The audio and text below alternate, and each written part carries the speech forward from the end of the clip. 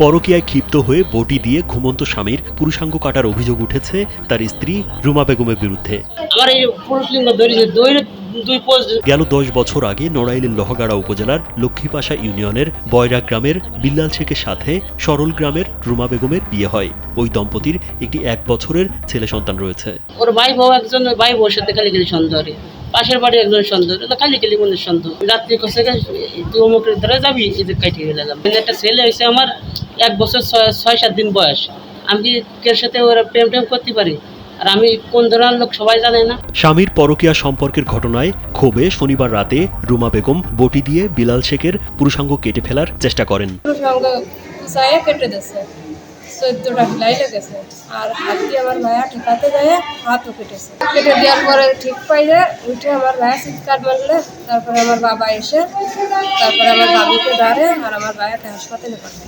পরে বিল্লাল শেখের চিৎকারে পরিবারের লোকজন তাকে উদ্ধার করে লোহাগড়া উপজেলা স্বাস্থ্য কমপ্লেক্সে নিয়ে ভর্তি করে। এ ঘটনায় অভিযুক্ত ওই নারীকে আটক করে পুলিশ। অন্ধকার রাত্রি স্বামী স্ত্রীতে এরকম করলো, আর কোনো নারী যাতে সাহস না পাই সেই বিচার চাই আমরা। এদিকে লোহাগড়া উপজেলা স্বাস্থ্য কমপ্লেক্সে চিকিৎসাধীন আহত বিল্লাল শেখ পরকীয়ার বিষয়টি অস্বীকার করেন। ও কয় কি তুমি পরকীয়া প্রেম করো অমুকের সাথে তমুকের সাথে খালি। আমি কই আমি পরকীয়া প্রেম করি না, খালি তুই আমার দোষিস না। আমি কোরআন শরীফও শপথ করেছি, আমি প্রেম টেমকের সাথে করি না। আমি এই 9 বছর তোর সাথে বিয়ে হয়েছে, আমি যদি কে সাথে করতাম আগে পরে করতাম। একটা ছেলে হয়েছে আমার।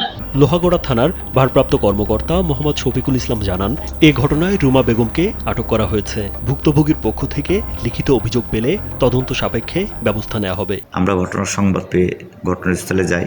ঘটনাস্থলে যে আমরা তাৎক্ষণিক যিনি অপরাধী বিলাল শেখের স্ত্রী রুমাকে গ্রেপ্তার করি।